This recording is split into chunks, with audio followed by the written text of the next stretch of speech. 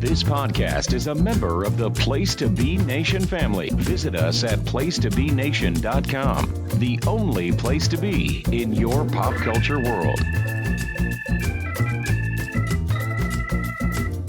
You are listening to Lucha Afterground.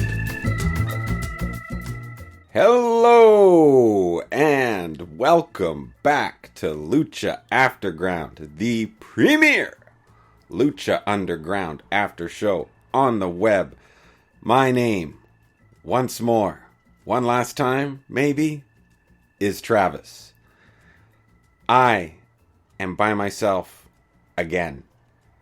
Max is still on his honeymoon. So, as we cap off season 3 of Lucha Underground, you guys are sitting with me again, and we're riding, I'm flying solo once more with you.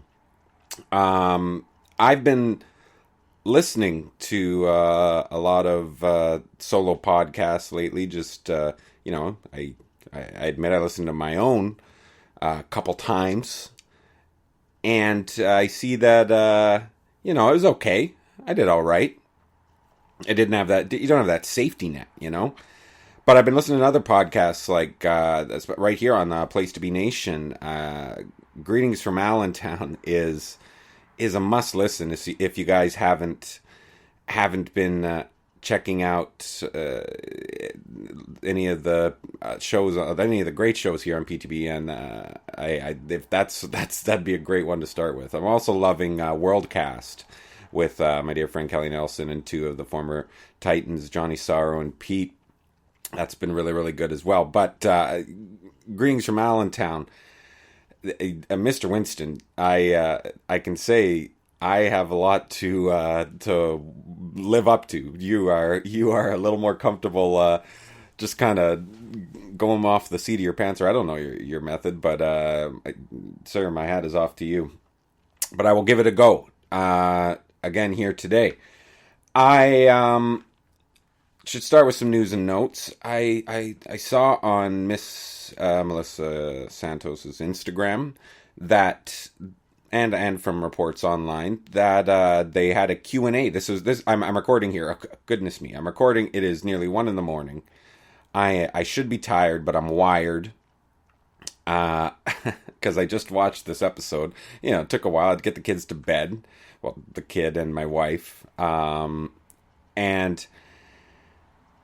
So I couldn't really start this thing until later at night, and here we are, and it's late, and I should be tired, but I'm wired. I got my sparkling soda water, I got my Reese's Pieces, and my sour cherry cola bottles, so I'm going to get through this with you, but, so basically I'm recording, it is Wednesday now, but it's late Tuesday night.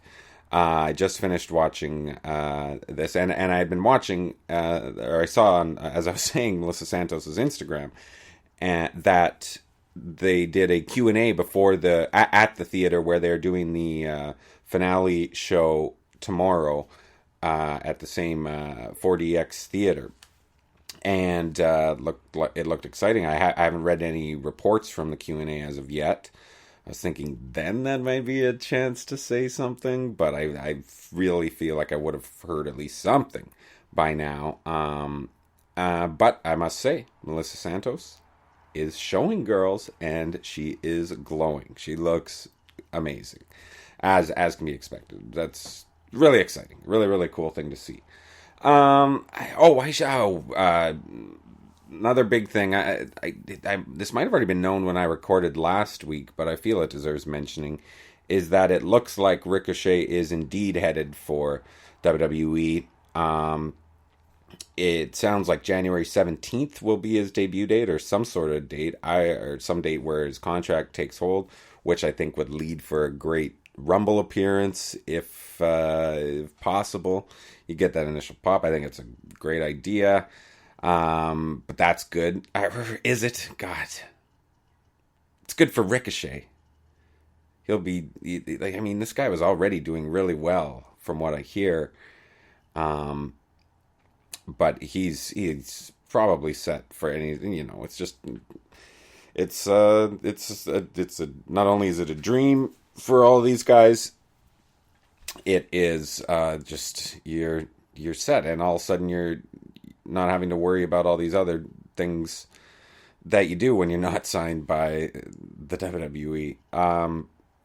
So I mean, obviously, anybody who watches more wrestling outside of WWE understands why I'm hesitant to be too excited. But I will say, I really think Ricochet is my favorite wrestler, and like that's just in the world. And I see star potential there to go with the elite athleticism. I do not hesitate to say that. It's who knows? Who knows? I see a star, but they've had stars and they have stars, and for some reason just throw a lot of. I was thinking about this today. They throw a lot of.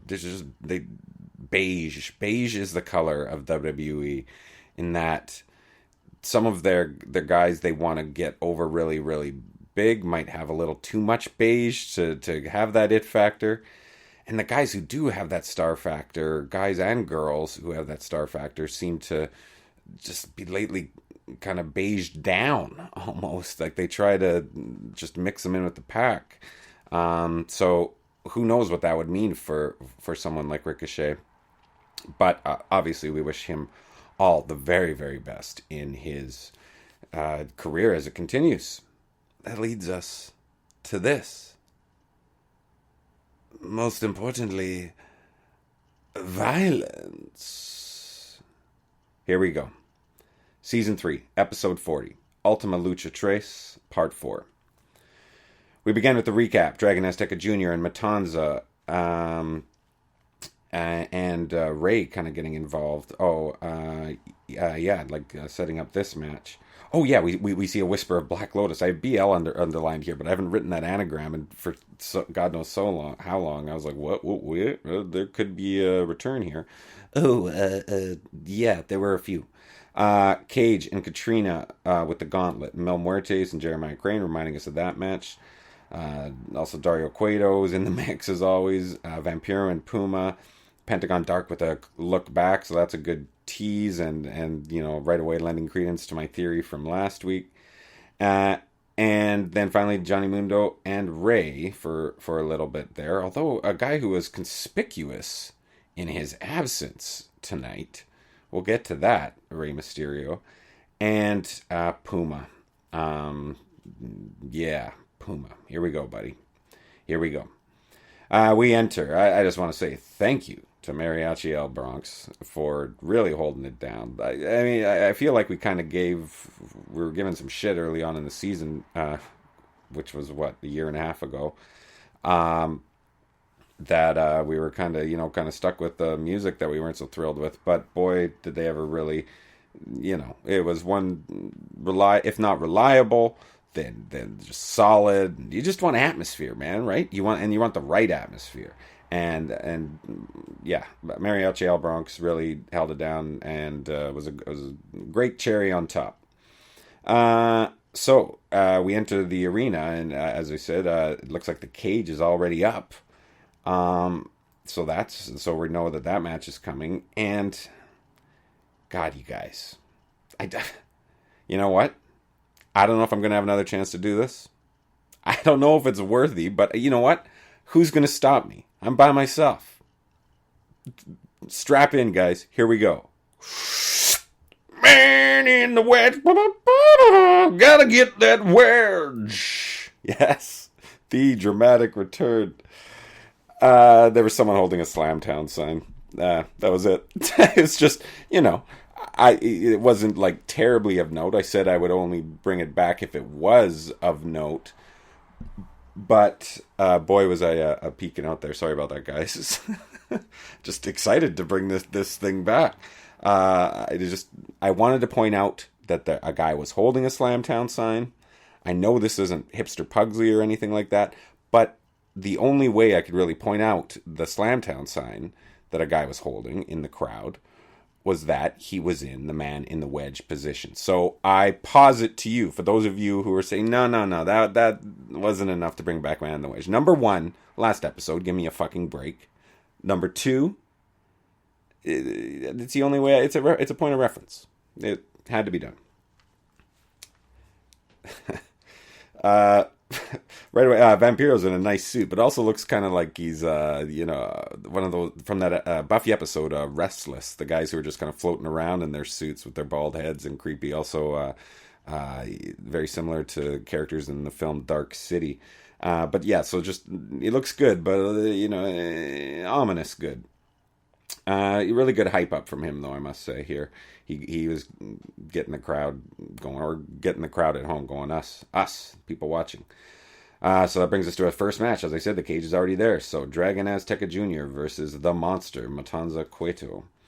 Long entrance for Matanza. Melissa, I must say, even more glamorous tonight for the finale than she was the first three nights. Wild start with Dragon Azteca Jr. flipping off the top of the stage, backflipping off the top of the stage. It was just like, goodness gracious me, let's get this party started. Dragon Azteca starts with speed, but Matanza overpowers him, as should be expected. That's the way you do this type of match. I can't think of anything else that would be believable. I was thinking about this when I was watching this. There's been 1,000 of these matches, and I bet 900 of them have had to. You have to take that David and Goliath approach with you try to match with whatever, and it keeps getting overpowered.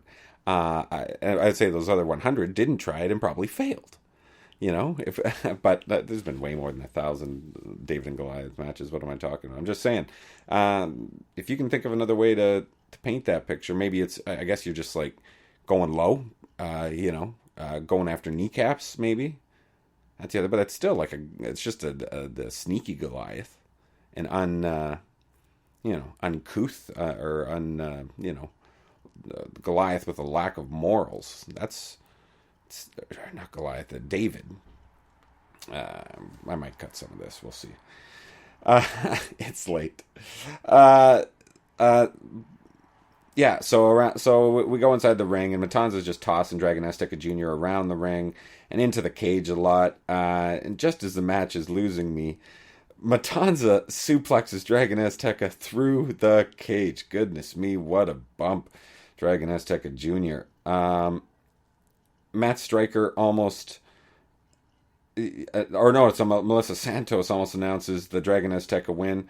Dario Cueto grabs the mic and restarts the match. There's you go. Matt Stryker pushes the rules here. He's like, no, this game, I think should be over. But no, Vampiro's, no, I want to see a match. Yeah, as he does. Dragon Azteca Jr. with some great Lucha Libre work on the outside. That was really fun to watch. Lucha Libre style. Dragon Azteca then grabs Dario Cueto, tears his shirt. Looks like he's finally going to get his comeuppance. Or I thought we were going to see Dario Cueto take a bump here. I think Max and I might have had a bet to. We're wondering if that was ever going to occur. It came close. Didn't quite happen. But Matanza steps in just in time, runs Dragon Azteca into the wall, and then grates his face on the cage. Right away, I'm like, come on. Do we need more blood? Do we need more blood? I asked this question again later when he starts tearing his mask, and I'm thinking, do we need more blood, please? No, but thankfully, no more blood. So, you know what that meant? A blood-free episode. Right, guys? Goodness me. Stay tuned. So they re-enter the ring. Matanza starts to tear the mask, as I said. More awesome strength stuff from Matanza, like he always does. And all of a sudden, right after he's been tossing him around, atop the cage, who should arrive? Perched, none other than Black Lotus.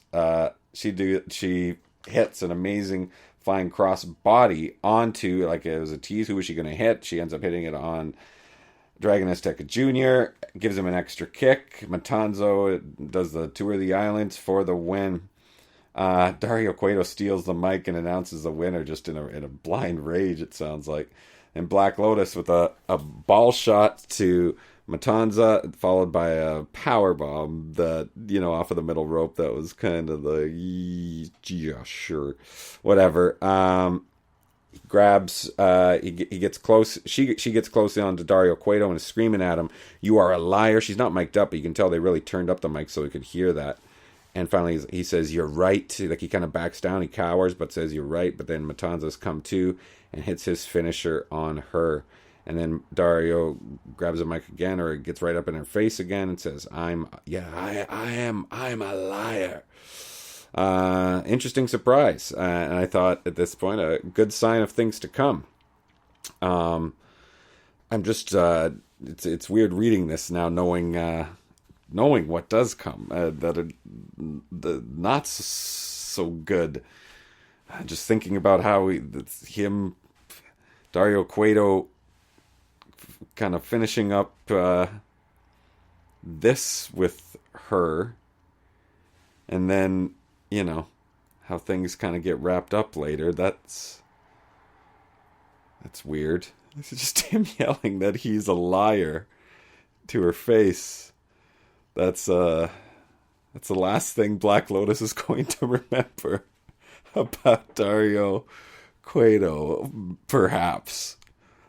Likely, maybe not, I don't know. So we're led to believe.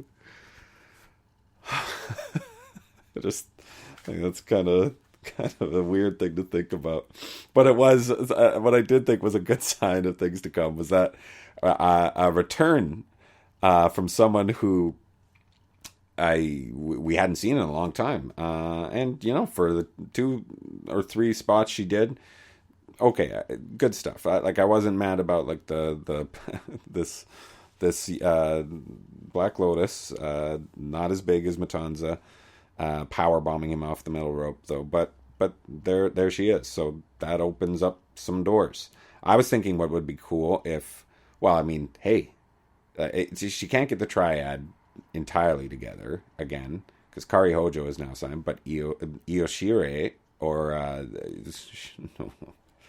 the other girl, I'm sorry, the premier Lucha Underground after show.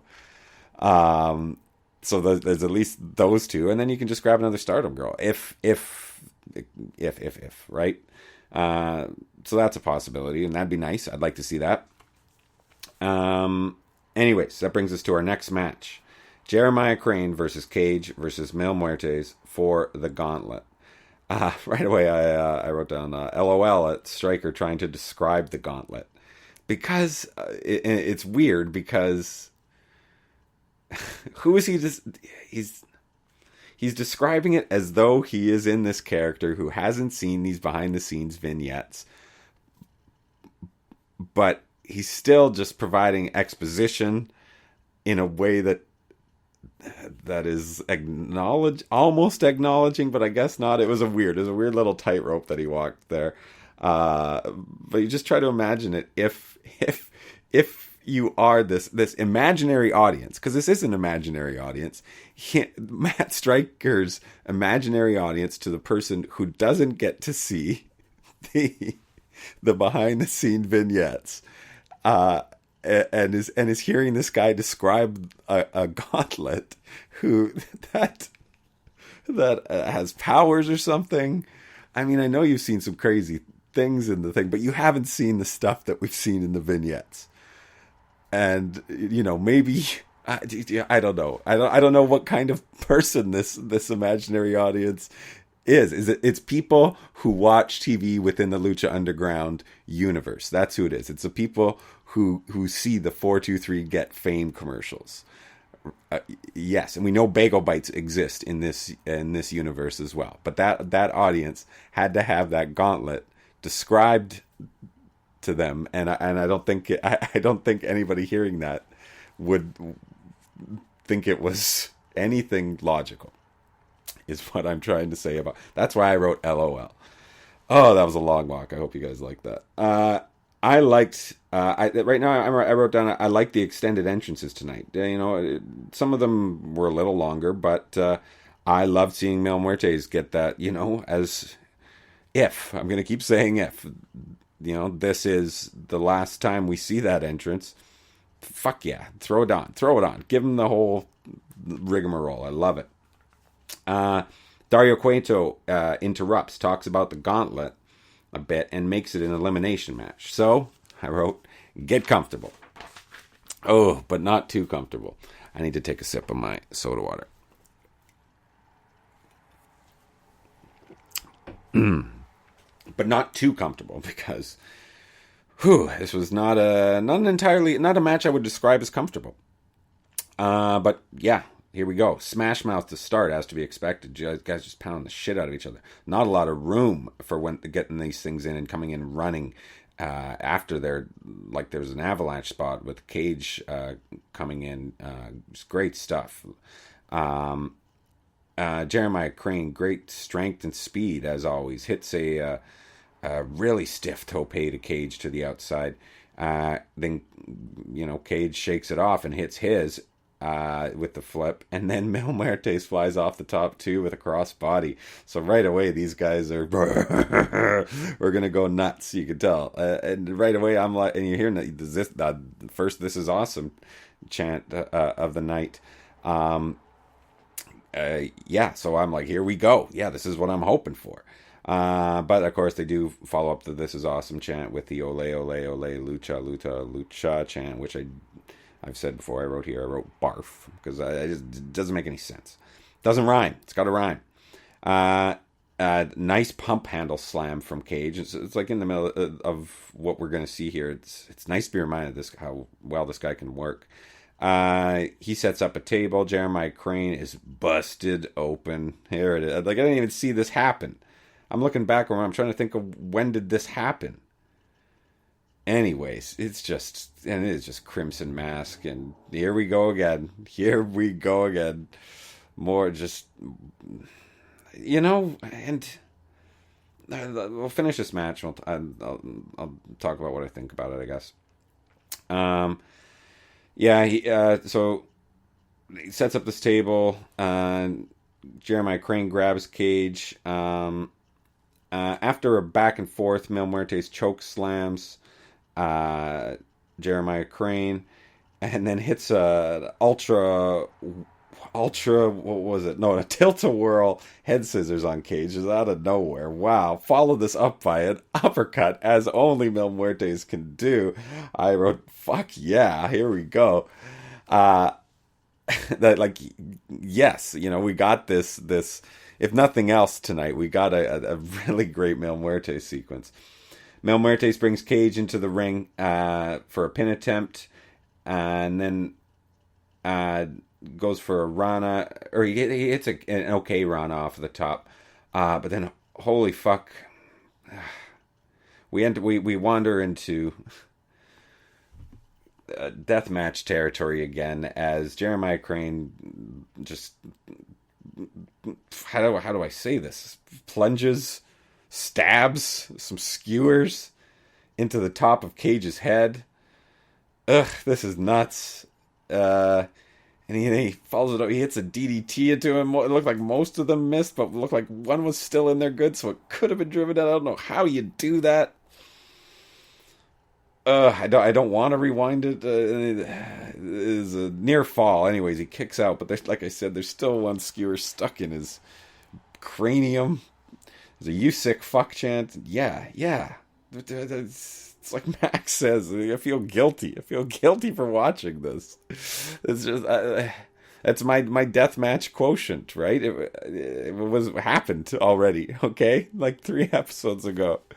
But here it is, and that's what this match is, and that's what it was from here on in. After this "you sick fuck" chant, he goes and grabs a hammer, and then another goddamn pane of glass. Mil Muertes goes running into the spear to the glass. Like, it seems like Jeremiah Crane barely had to get out of the way. It was just like a straight, okay, now I'm gonna muck up my shoulder. And gosh, he was just gushing from the shoulder too, so there's more color. But he power bombs Jeremiah Crane hard into the apron. Cage comes to life. It just lowers the boot. He gets a hammer. He gets the hammer and just lowers it to just full on it to headshot of Mil Muertes. Just like caved in a man's skull. Anyways, he gets Mil Muertes up on the two tables. Cage goes up. Jeremiah Crane stops him. Then he goes up, and Cage stops him. And then Jeremiah Crane suplexes. Or Cage, or who was it? No, it is. Cage suplexes. Here we go. Cage suplexes Jeremiah Crane through Mil Muertes onto the two tables. Wow, crazy spot. Crazy spot. Comes in, hits his Weapon X in the ring. This wasn't onto a chair. It was the other finisher that was onto a chair, but didn't need it after that. Jeremiah Crane is eliminated after the pin. They go to a break, and at this point it was necessary. Anyways, I did want to note here too, I don't know if we've ever talked about this, when we come back, Mil Muertes hits a power slam right away, and Mil Muertes' power slam is awesome. We haven't talked about how good that is. It's tight and quick. Randy Orton does another really good one, but Mil Muertes doing this, and when he hit that tilt-a-whirl head scissors, a guy at this size that's not known for whatever it is he's known for. He's just I've gushed again and again, episode after episode, about Mil Muertes, and I'm glad I got to do it again today. Vampiro mentions that cut is a bone deep laceration, or laceration is bone deep. It's just, that reminds me of just like a kid you'd be in elementary school with in like grade 4, like, oh, dude, that cuts down to the bone, bro. That's exactly the mindset the Vampiro was when he said that. And a really cool elbow drop off the top from Cage, where he kind of reverses around, comes around from the other side. I've never seen him do that. I don't think I've ever seen anyone do that. I mean, maybe it just seems so casual, but I love that this guy is still pulling these moves up. Jeremiah Crane returns with a chair. Cage is hitting discus lariats like they're going out of style. Tries for a spinning one on Mil Muertes, but catches it for the flatliner onto the chair for the win. This match, I'll go 3 stars. You know, I'll go 3.25. Why not? Just as I'm replaying it here, you know, I didn't want to see it anymore, but I just, like, you have to look at it, try to look at it in a vacuum and not think about these other matches with all the blood and guts and panes of glass and stuff. I don't think it, I think it did a disservice to this match in the fact that it did have to follow a match of a similar nature or have another one, especially because you're not a deathmatch promotion. I know this was only 2 out of whatever, 10 matches, but it's I don't know. It did what it had to do, and these guys had to beat the shit out of each other. But honestly, I would have preferred it to just stick to that Smash Mouth. You can still have these crazy spots and the crazy stuff to the outside.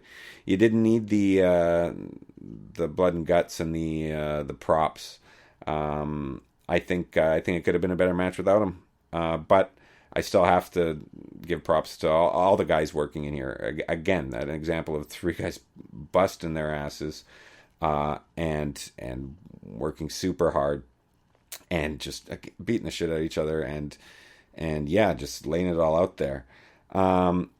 Post match, Katrina enters with a lick on Cage. You can tell it's strategically placed, this lick. It's a good thing she didn't have to lick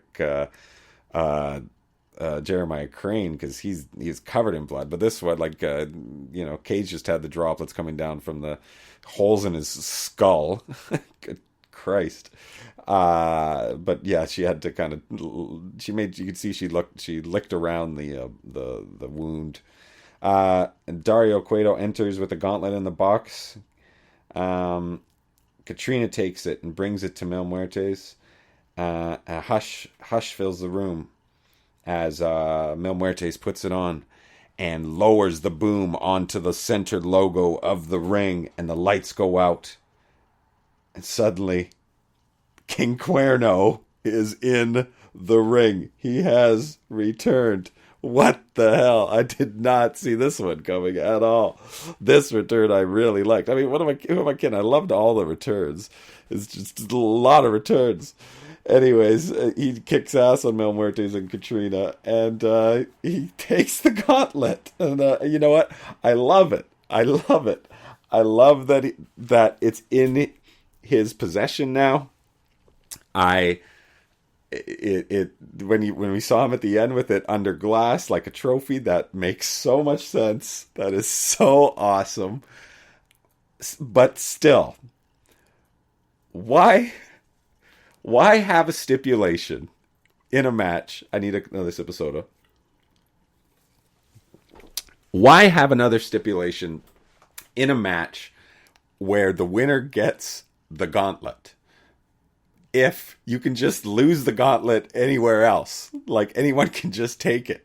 Is it legal if you take it within the ring? No, because it was taken in like the back alley or like the backstage or the locker room area earlier. It's just a hot potato. It's worse than the hardcore title because you don't have to pin anyone for it. Like, why are these guys even having this match? I mean, I get why they're having the match. And as I said, I love that King Cuerno has it now.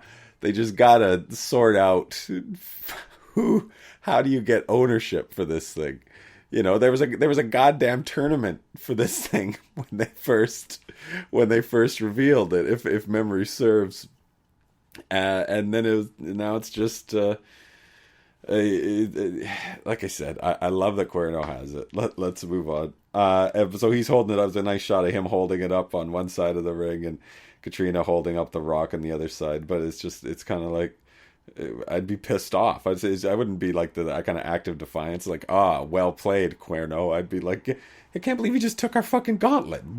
My guy just threw his shoulder through a pane of glass. This other dude has like chopsticks in his head or something, and you're just gonna walk off with it? That is insane. But no, she had her usual look of stoicism, strength, beauty, definitely beauty. Anyways, another crazy return and a wild match. But that feels like the halfway point, and I think that means we should take a quick break and hear some words from our friends at Place to Be Nation. Promotional consideration paid for by the following. Hey, pro wrestling announcer Kevin Kelly here. I want to make sure you are all subscribed to all the great feeds here at Place to Be Nation. It's really easy to do. Just head to iTunes or your preferred podcatcher app today and search and subscribe to the Place to Be Nation wrestling feed, which of course includes the full archives of the Kevin Kelly Show, the Place to Be Nation pod feed, and the Pro Wrestling Only feed. Subscribe, listen, and then rate us and leave feedback today. And be sure to give Justin your true thoughts. I mean, don't hold back. After all, he is kind of a jerk. Just listen to Scott.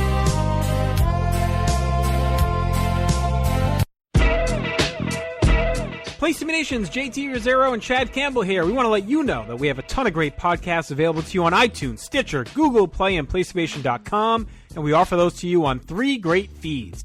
On the Place to Be Nation wrestling feed, we bring you the Mothership, the original Place to Be podcast, as well as Main Event, Lucha Afterground, and our monthly pay-per-view reaction shows, as well as the Our Vantage Point podcast and Jeff Learns Wrestling.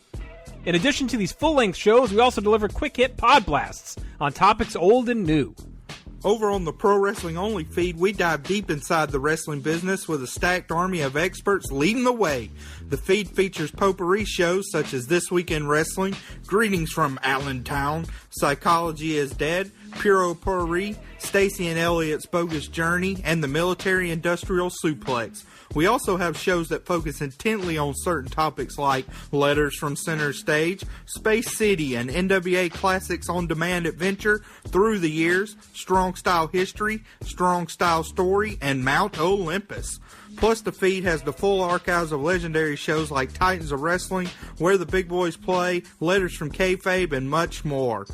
And on our popular Place to Be Nation Pop podcast feed, we offer such great shows as the Glenn Butler Podcast Hour Spectacular, Rank and File, PTBN Dadcast, Go Home in a Box, NBA Team, and Lucha Undead, as well as a veritable podcast heaven for comics fans with the Hard Traveling Fanboys, Sellers Points, Todd Weber's Conversation, Geek and Sassy, and Imaginary Stories podcasts. You can find all of these current shows plus archives of our past podcasts, including The Kevin Kelly Show, as well by subscribing to all of our feeds on iTunes, and while there, be sure to rate and leave feedback as well. All of these shows, plus others, available on PlaceToBeNation.com, where we cover pro wrestling, sports, movies, comics, plus in-depth stretch projects and more. Be sure to support our site by using PlaceToBeNation.com/Amazon when shopping online, and download our free PTB Vintage Vault Refresh ebooks via the links on our site. We also want to thank our friends at Bonehead's Wing Bar in West Warwick, Rhode Island, and Fall River, Massachusetts, TheHistoryOfWrestling.com, and Scott Keats' blog of Doom. Be sure to follow us on Facebook, Twitter, Instagram, and Tumblr as well. PlaceToBeNation.com, the only place to be in your pop culture world.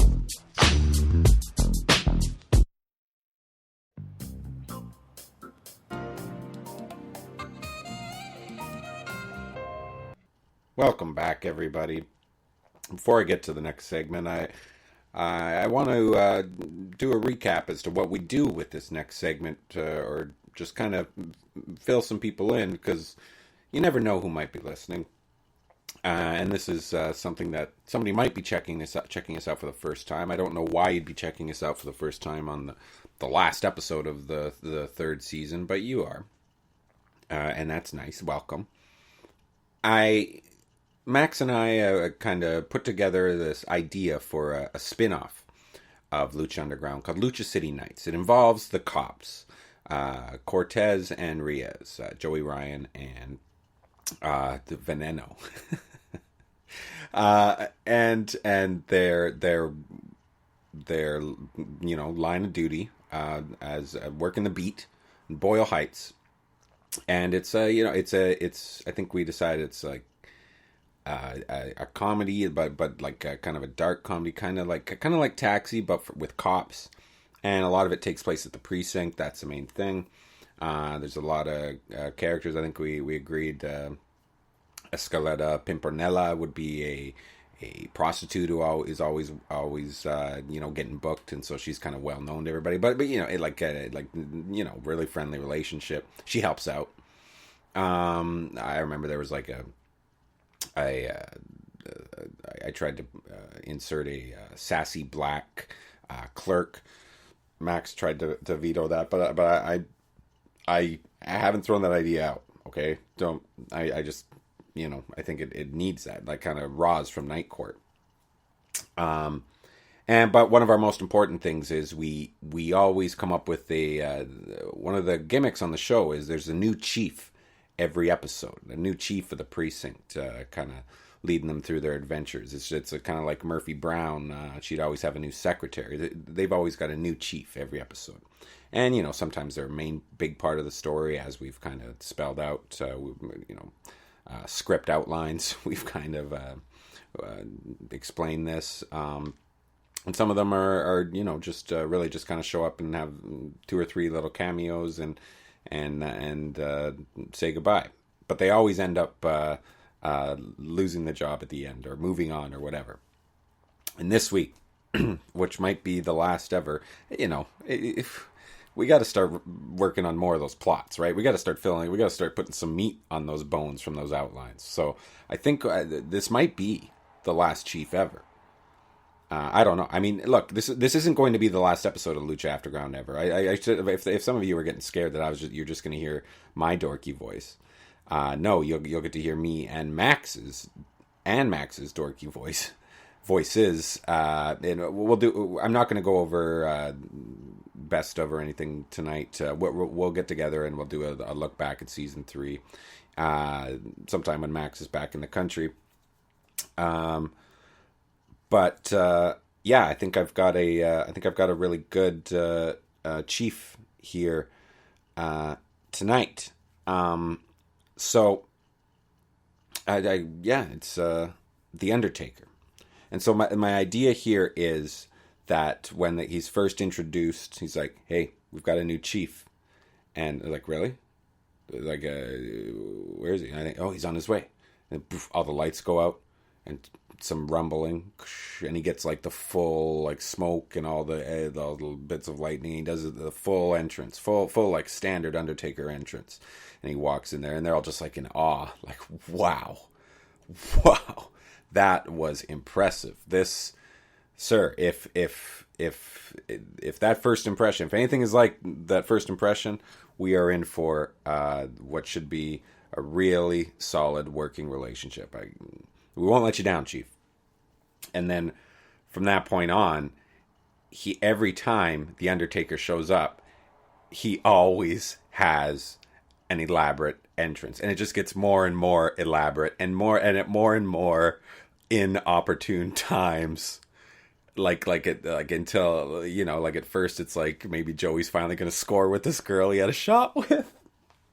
And then later, eventually, at the end, it gets like it ends up like a criminal gets away, or something, like he ends up messing something up, or something like that.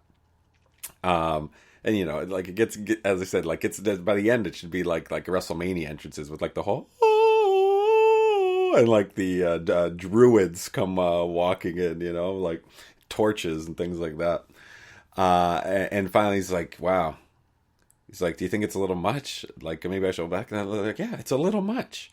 You should, you know, maybe rethink the entrance. He's like, no, maybe I need to rethink this whole choice in a career. I'm, you know, I've got an interesting past. I should probably sort that out. And he, you know, he leaves, and it's like, oh, but I've got a great replacement for you. And like, oh, are they? And they're like, yeah. If it's anything not so crazy as you, or not so wild as your entrances or whatever, then it should be fine. He's like, oh, he's not quite as crazy as me. And then Kane's music hits, and all the red lights come in, and he comes marching in, and just as they cut to freeze frame, he lowers his arms, and the flames go up in the air. And we see and it scares Cortez and Riaz, and he jumps into his arms, and you see the end credits, and it's perfect. And you roll the credits. There it is. Lucha City Nights. Good God, we are going to make this thing. Next segment. It's a Taya film. Johnny with a you know, he's doing his thing, you know, standard promo. This was okay, but I thought it turned right into, I like this, it turned into the Johnny Wad homage to the short film that Paul Thomas Anderson stole for, or used for Boogie Nights when Amber Waves was making her documentary about Dirk Diggler, so I thought that was a nice touch. But this was overall an uneven little segment. But a nice freeze frame on him giving the finger to the crowd. Some bad actor stuff backstage. I thought it was a nice touch with Ricky is the one who had to hold the boom mic. Ricky starts talking. At this point, it started to get dumber. Jack Evans' whiteboard. I'm going to say right now, it never really got over with me. I was never a huge fan of that. Some good hidden camera stuff with Dario Cueto. It had moments, but it was too long, I thought. We come back into Mariachi El Bronx playing us one more, a slow one, called, I Can Tell. It was called Slowly. It was a nice song, and it was a nice kind of palate cleanser. It was good. And then we come back inside, and Vampiro, and it's almost as though it's the start of a new episode here, but Vampiro's really putting over Lucha Underground here. This might be his last chance. And here we go, the next match with the main event, or is it? Career versus title, Prince Puma versus Johnny Mundo. Right away, Puma would notice Puma's back in his tights and bright colors. I get it. We know what's happening here, but character-wise, I don't understand why is he not in his slacks, or at least just in the darker colors. I get it. Why? Because this is it for him, the person. And why not go out, you know, looking at it? I will say this, booking wise, this is a nice touch, doing the same thing they did in their first episode.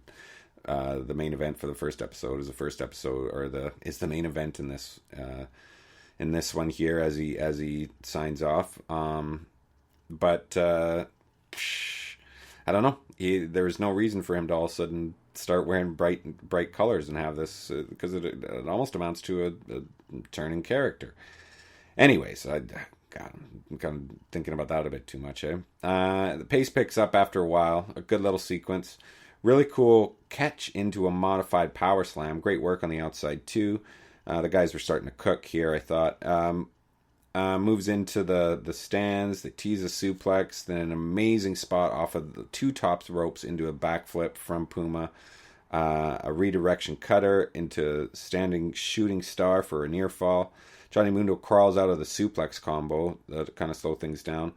And then a really good back and forward, really fast paced back and forth between the two. That was really good. A really snug standing C4 for a near fall. Vampiro, this was a near fall, Johnny Mundo on Puma. Vampiro with some nonsensical allegory. What the hell is he talking about? Even a mouse can destroy an elephant if it's cornered. I don't know about that. Marty Elias takes a Puma kick to the head and is out, accidentally, of course. Puma goes up top, and then because the ref is out, Jack Evans enters with PJ Black, extra green, extra bright, and Taya came in as well. They start the beat down. I know this is Mundo's thing, but this match was getting good, and this, I get it. I get why they had to do this, because as it's happening, they beat him up, and this one I thought the match was losing me. Taya throws in some chairs, and lo and behold, who should show up for another return but Angelico. Some really bad editing during his beatdown, though, I thought. Just really the quick camera cuts that just doesn't do it for me. I don't know how anybody could do it for anybody. How do you follow what's going on? He hits a flip to the outside. Then Rick Knox attempts one. The referee, Rick Knox, who had got beat up after Mundo didn't get the pin. I should have mentioned that. So he's gets his revenge. It was something. He really held on, and they helped him out. So he didn't connect too much. But whatever. Puma comes in with an awesome 450 for a near fall. Ricky Mundo runs in with the kendo stick and gets a super kick from Angelico. He chases Worldwide Underground away, so we know that, okay, that's done. Now that's out of the way. Vampiro said, "This is the heartbeat of the city, of the world." I'm like, what? What are you talking about? What, this Lucha Underground temple is the heartbeat of the world? I'd need to see some evidence. I mean, I just back that up with something. Okay. First, the fight continues. It kind of felt like a clean slate at this point. Now that all these guys are out of here and they can kind of get back to the two of them wrestling again. Puma goes up top. Johnny Mundo cuts him off. A wild neck breaker off the top from Johnny Mundo after they kind of were up there for a while. Johnny Mundo sets up his end of the world, misses it. He hits one for a near fall. We get a fight forever chant. Sure. Johnny Mundo times another one. Puma gets the knees up this time. Hits his kicks, his flying knees, that pushing drop kick to set it up for as he hits the 630 for the win. Puma celebrates, and before anything had even happened, I wrote, but because I still knew that there was some time left in this episode. Enter Dario Cueto. Hold on. Nice shot of Johnny Mundo. A quick shot of Johnny Mundo kicking the hallway wall as he walks down in defeat. Quick cut to that. I like that. Dario Cueto pumps his tires. I'm talking about Puma. It's like, "You've done it," whatever. It's like, "But the night is not over. One more match," as we kind of expected. Crowd is already chanting Sierra Mato as they go to break, so they know. Vampiro smiling like the cat that ate the canary when we come back. Next match for the Lucha Underground title. Prince Puma versus Pentagon Dark. I wrote, if this is it, if these are the two you're going out with, I wrote, great call.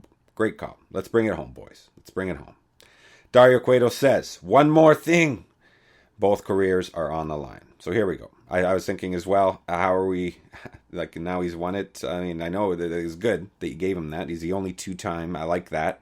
That's a nice touch. That's a good little notch. That's in the legend that is Prince Puma. But both careers are on the line, so now we know, okay, this is how it's going to be. And right away we see Puma is selling his arm as we go to the break, or selling. He's selling his head as we go to the break. I haven't got to the arm yet, but you can see where this is going. Puma hits a kick and a flip to the outside to start. He goes up top. Pentagon catches him with a kick. This is going to be tougher for me to fall because it's too. My shorthand is I've got P and PD, so bear with me. But right away, Pentagon goes to break Puma's arm, and I'm like, okay, he's got to get out of here somehow. But he does it, and I'm like, what? Are they just gonna do a quick finish here now?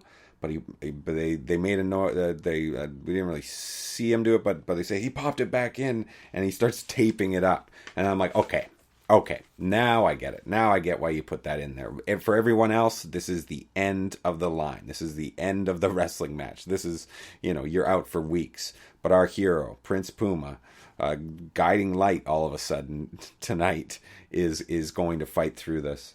So I wrote, fight, Puma, fight. Puma won't, or this is a great shot part here where Pentagon is trying to get the Irish whip on Puma, but Puma won't let him because his arm, he's selling that arm. He finally does get it off.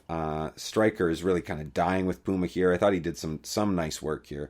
Vampiro snaps on Striker here for talking about Puma's soul. You do kind of start to see the real turn in Vampiro before he actually comes out and does it, even though we already knew it was coming. But I thought that was good, mixed in with all these other kind of crazy things and weird things Vampiro says and said tonight. I thought the way this kind of built up to a boil here was good. So Puma hits his suplex combo on Pentagon here with one arm. This is awesome. This guy's going out 2 matches here. And there was something. Oh yeah, okay, another LOL at Striker. He's talking about somewhere, some kid is watching this and saying is there a kid watching? There was a kid watching somewhere. A kid is thinking, I'm gonna shove skewers into somebody's brain. Okay. So honestly, it's Matt tonight. I get it, but I kind of hope a kid's not watching. I hope a kid's watching this match. Okay, I'll give you that. Turned into a slap fest, and at this point, Vampiro's blatantly cheering for Pentagon Dark now, so he's totally moved up to that. They changed the Ole Ole chant to Cierro Miedo. It still doesn't rhyme. Puma hits a flipping pile driver and a great combo to follow. It's really picking up. More chants. The crowd is loving it. Puma goes up. Vamp, he goes up to hit the 630, but there he is. Vampiro's there, and he pulls Pentagon Dark out of the way. Pentagon Dark with a super kick. It's one of his crazy moves for a new fall, or for a near fall. One last gasp of hope from Puma, and finally Pentagon Dark hits his package pile driver finishing move. But this one with a little run off of the ropes too to give it a little extra stank for the win. I will go 3.5. It didn't get as much time, but it's because Puma. So I'm gonna give 3.5 to Prince Puma's final performance. He's the most talented wrestler to come out of this whole crazy thing. I truly believe that. I thought this was a nice final chapter. Right away, Vampiro enters to put the strap on Pentagon. Puma rolls out. Pentagon Dark grabs the mic. I noticed there's some, in this moment, you did see some people crying in the crowd, but you did hear a little bit of a na na na na, hey hey hey. I was just like, you really? Who are you to who are you guys who are to kill this moment, you know? Anyways, you do see some legit tears in Puma's eyes as he looks back. Great stuff. Pentagon Dark talks a little bit of trash in Spanish, and the credits roll. But that's not it, because we did get our last little sign-off backstage vignettes that we loved from the end of season 1 so much. I'm going to take one more sip of soda before we roll through these.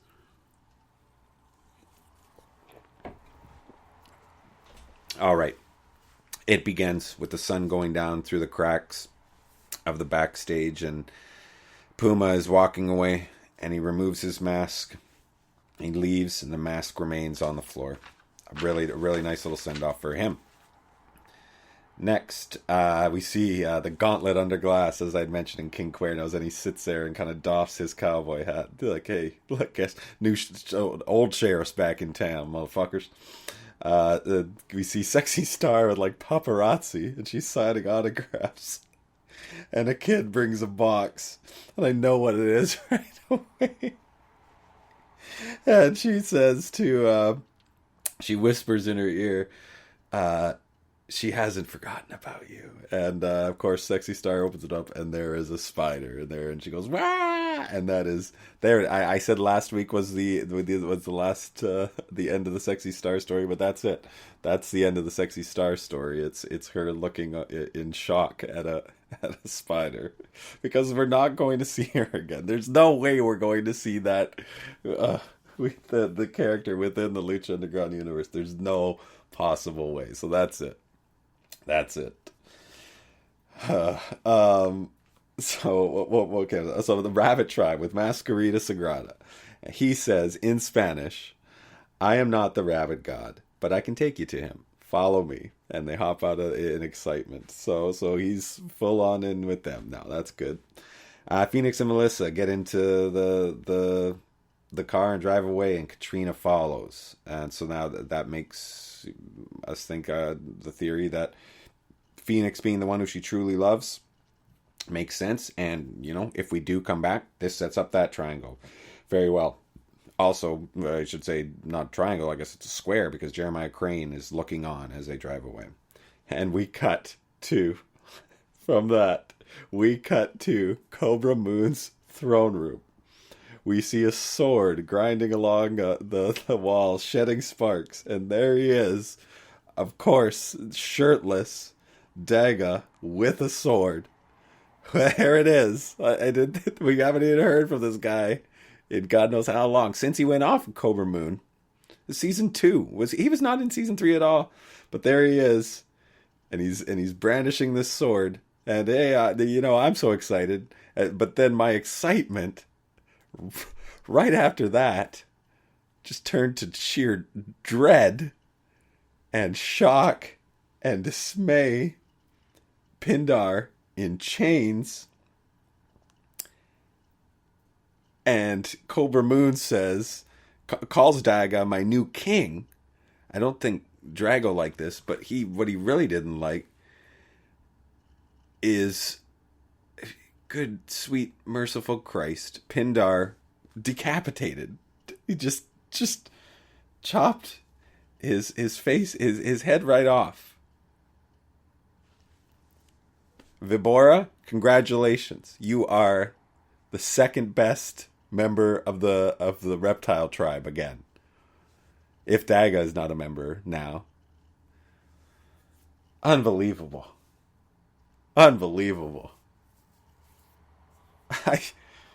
It's shocking. Is it just me? Is it just me that is beaten up about the death of Pindar? Oh, wild. So next we see Vampiro back in his little meditation there. He says, I have done what you instructed. And he talks about Pentagon Dark. And then we hear that disembodied voice again, but it's not Pentagon Dark. It's some other dude. And he comes in and says, now I will make him fall.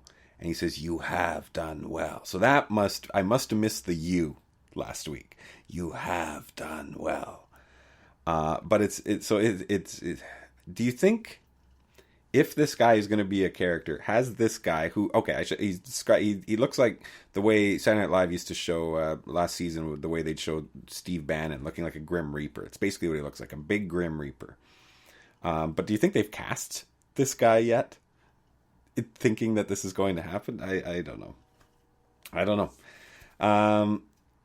So it's so there's that new guy. And then from that we go to Matanza is in his cage, and here it is. This is all we see of Rey Mysterio tonight, which is interesting. But hey, it's interesting him entering, as in like it's like a truce, or like it's me and you now, bruh. Which, hey, could be cool. Could be cool. But that leads us to the last of the vignettes of this episode of this season. Dario Cueto's office. He's pouring drinks with the new FBI guy here. He says something about, tell your boss, blah, blah, blah, but I couldn't write it down because this guy just shot Dario in the chest, like, I don't know, 3 or 4 times. Just shot him. Just shot Dario Cueto. Right away, I'm like, okay, I'm trying to justify it. I'm like, okay, he's holding the bull. He's holding the bull. Maybe that's like that. We know that might be some source of some sort of powers there. I don't know. But the guy leaves, and we're left with Dario looking dead, but his eyes open, and he starts reaching for the phone. He dials. It's an old rotary phone, so it just like makes it even more difficult. He says something. I didn't listen. I didn't play this one again. I don't even think I'd be able to tell if it did. I don't know if we're supposed to know. I think it's like the end, the Lost in Translation. Scarlett Johansson says something to Bill Murray. We're not supposed to know. But whatever, you do hear somebody respond. And then Dario Cueto died, you guys.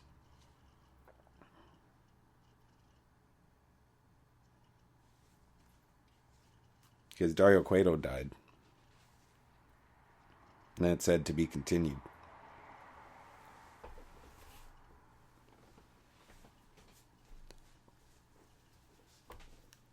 A lot of surprises tonight. This is a crazy episode. It was crazy. It was wild. It was epic. It was long. It was good. It was good. It was really good. Yeah. Puma got the send off he deserved. Really excited to see what happens with him. Yeah, really great. Yeah, that was a really good match. And, for the most part, the 3-way was really good. Makes sense to put it on Pentagon Dark, to put the belt on Pentagon Dark. He's the most over there, and he's the one who is going to have to carry the torch. Some interesting developments that, if they want them to be, if it ends up being, there are seeds planted. I mean, we could talk about it, but I think we'll wait until it's me and Max, and it's a more reasonable time of day. I'm a little tired. I'm a little more tired than wired now. But that was cool. It was good. It was interesting. It finished with to be continued. So it was definitely not a sense of finality. We'll see, guys. We shall see. I mean, that's it. That's it for us in terms of episode after shows for the foreseeable future. As I mentioned, Max and I will get together and kind of recap this whole experience that was season 3, and maybe a little bit more. Well, we should hopefully have some more fun things planned. If you want to find us, look for us on Twitter at Lucha_Afterground. Just search for Lucha Afterground. or go to placetobenation.com or look for Place to Be Nation Wrestling Podcast wherever you find your podcasts, my friends. Really, this has been a real pleasure. This has been interesting, kind of doing this by myself last couple weeks, but I've had fun. I look forward to talking with you guys again soon. So yeah, stick with us for the recap. And for those of you that stuck with this show through all of this, good for you. Thank you. It's cool that I know there are people out there that do listen to us, and that's rad. It's kind of overwhelming sometimes. It's late. Max and I will be here next week. The question is, will you join us?